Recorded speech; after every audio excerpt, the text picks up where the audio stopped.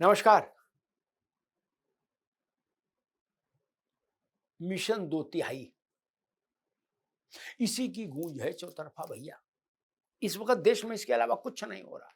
Mission दो तिहाई, इधर वाले मिशन दो तिहाई लागू कर अचीव करने पर युद्ध स्तर पर सक्रिय हैं और उधर वाले विपक्ष वाले इस बात पर जान झोंके पड़े हैं कि दो तिहाई मोदी को ना हासिल हो जाए।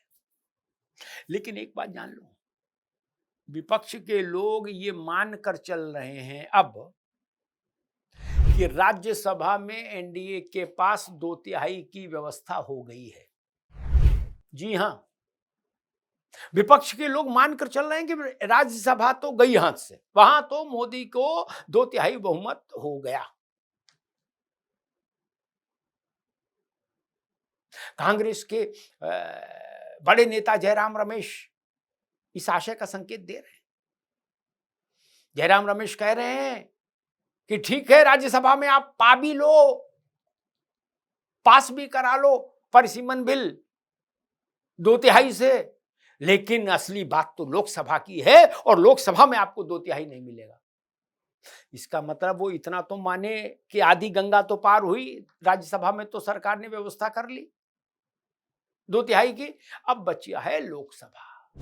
लोकसभा में कांग्रेस उम्मीद से है कि दो तिहाई नहीं होगा और भाजपा प्रचंड उम्मीद से है कि दो तिहाई होके रहेगा। कांग्रेस सोच रही है कि नहीं हो पाएगा, इसकी उम्मीद है, और भाजपा प्रचंड उम्मीद से है कि चाहे कुछ हो जाए, अब की बारी दो तिहाई की। दो तिहाई ऐसा, मेरे ख्याल से दो तिहाई बहुमत को लेके ऐसा युद्ध पक्ष और विपक्ष में बहुत मुद्दत बाद देखने को मिल रहा है संसद में। समुद्र मंथन जैसा दृश्य है। दोनों पक्ष अपनी अपनी ताकत आजमा रहे हैं। मंदराचल पर्वत को मथ के, ये राजनीति का मंदरांचल पर्वत है जिसको मथा जा रहा है। देखो किसके हाथ अमृत आए, दो तिहाई का। लेकिन विपक्ष के शिविरों से खबरें अच्छी नहीं आ रही। अभी परसों करीब 3 साढ़े 3 घंटे तक इन भाजपा के 4 सर्वोच्च नेताओं की मैराथन बैठक चली। प्रधानमंत्री नरेंद्र मोदी, गृह मंत्री अमित शाह, भाजपा के संगठन महामंत्री बीएल संतोष और भाजपा के राष्ट्रीय अध्यक्ष नितिन नवीन। 3 साढ़े 3 घंटे तक बैठक चली। चारों शीर्षस्थ नेता, उन सब में ये जितने आने वाले 2-3 महीनों में जितने बड़े फैसले लेने हैं उन सब पर चर्चा हो गई और एक सहमति बन गई, फाइनल हो गई चीज। परिसीमन कैसे लाना है, महिला आरक्षण कैसे लागू करना है, दो तिहाई बहुमत कैसे जुटाना है लोकसभा में, राज्यसभा में कैबिनेट का विस्तार कब होना है, कैसे होना है, किसको आना है, किसको हटाना है, और नितिन नवीन की नई टीम कैसे बनेगी, कब बनेगी, कौन आएगा, कौन हटेगा, पार्लियामेंट्री बोर्ड में कौन लोग रहेंगे। वो सबसे महत्वपूर्ण, सबसे ताकतवर बोर्ड होता है भाजपा का। ये सब सारे जो अत्यंत महत्वपूर्ण एसओएस वाले विषय थे ना, ये सब उस दिन फाइनल हो गए। सब पर टिक लग गई, क्या होना है और कैसे होना है और किस तारीख पर होना है। और भाजपा अब उस सब चीजों को अंजाम देने के लिए मिशन मोड पर निकल पड़ी है। आज जब हम और आप बात कर रहे हैं, उस वक्त एनडीए की एक बैठक रक्षा मंत्री राजनाथ सिंह क्या हो रही है। उसमें भी सारी रणनीति इसी पर चर्चा है। शरद पवार 50-50 आई हो ही गए हैं, उस 50 को 100 करना है। एकनाथ शिंदे की भूमिका बड़ी हो रही है अचानक से, महाराष्ट्र में भी और दिल्ली की राजनीति में भी। शिंदे अचानक से महत्वपूर्ण हो रहे हैं क्योंकि शरद पवार के मामले में भी शिंदे इंस्ट्रूमेंटल है, ये जान लीजिए। और एक खबर जिसने कांग्रेस को परेशान किया है वो चेन्नई से आई है। आज 19 तारीख को डीएमके को ये फैसला करना था कि 19 तारीख को मतलब डीएमके ने बैठक बुलाई थी कि उस बैठक में फैसला करेगा कि परसीमन के मसले पर या इस ढंग के और विधेयकों पर उसका रुख क्या रहेगा। वो विपक्ष के साथ रहेगा या इंडिया अलायंस के साथ रहेगा या तटस्थ रहेगा या सरकार का समर्थन करेगा, उसको निर्णय लेना था। लेकिन एमके स्टालिन ने उस बैठक को टाल दिया और अब संकेत मिल रहे हैं कि डीएमके ने कहा है कि हम जब विधेयक लोक संसद में पेश हो जाएगा तब हम ये निर्णय करेंगे कि हम इस विधेयक का समर्थन करेंगे या इसकी खिलाफत करेंगे।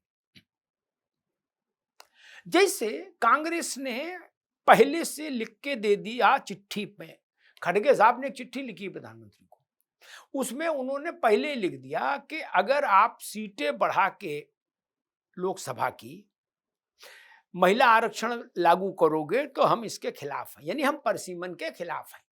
आप मौजूदा संख्या में ही महिला आरक्षण लागू कर दो 543 में तो हम राजी हैं। ये लिखत पढ़त में दे दिया खड़गे साहब ने। ऐसी चिट्ठी खड़गे साहब जैसी इंडिया अलायंस में शामिल किसी दल ने अभी तक नहीं लिखी है कि हम हर सूरत में परसीमन के खिलाफ हैं और महिला आरक्षण पुरानी सीटों पे ही कर दिया जाए लागू। केवल कांग्रेस ने, बाकी एनसीपी ने कहा कि बिल आएगा तब फैसला करेंगे और डीएमके ने भी कहा बिल आएगा तब फैसला करेंगे। और ममता जी बेचारी बोलने की स्थिति में नहीं, वो अपना समेटें कि यहां बोले, वो तो वैसे ही भंवर में फंसी हुई है। सरकार को यहां से उम्मीद की किरण दिखी है तेजी के साथ। कांग्रेस ने जब से तमिलनाडु की राजनीति में पाला बदला और स्टालिन को छोड़कर वो विजय के साथ जाकर खड़ी हो गई अचानक से, उससे स्टालिन का दिल खट्टा हो गया। कांग्रेस और स्टालिन के बीच में कटुता चरम पर पहुंच गई।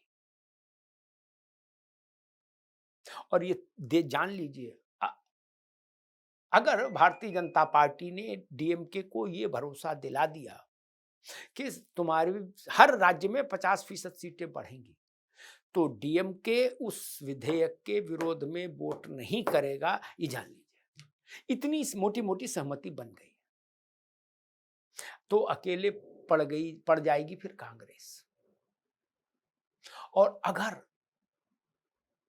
समाजवादी पार्टी ने भी थोड़ा बहुत दाएं बाएं कर दिया, कांग्रेस को झटका दे दिया, तो कांग्रेस कहीं की नहीं रहेगी इसी मानसून सत्र में संसद के भीतर। ये जान लीजिए, वो अंक गणित में बुरी तरीके से शर्मिंदा होगी और वो 4 महीने पहले जिस इंडिया अलायंस को लीड कर रही थी कांग्रेस, अप्रैल के महीने में, अगस्त के महीने में वैसा स्थिति नहीं रहेगी, कतई नहीं रहेगी, ये जान लीजिए। ये बात कांग्रेस भी समझ रही है कि उसके एक एक करके सहयोगी या तो उसको छोड़ जा रहे हैं या सहयोगी जो साथ हैं भी वो इस लायक नहीं बचे कि वो मदद कर पाए। तो सारा कुछ कांग्रेस का आकलन ध्वस्त हो रहा है 4 महीने के भीतर। 120 दिन के भीतर 360 डिग्री पर राजनीति घूम गई है भारत की। ये एनडीए के लिए शुभ संकेत है और कांग्रेस के लिए दुखद संकेत है। स्थितियां बिल्कुल साफ हैं। 4 महीने पहले एनडीए का मनोबल कहां था जब उसका विधेयक गिरा था लोकसभा में, और कांग्रेस का मनोबल कहां था? आकाश पे।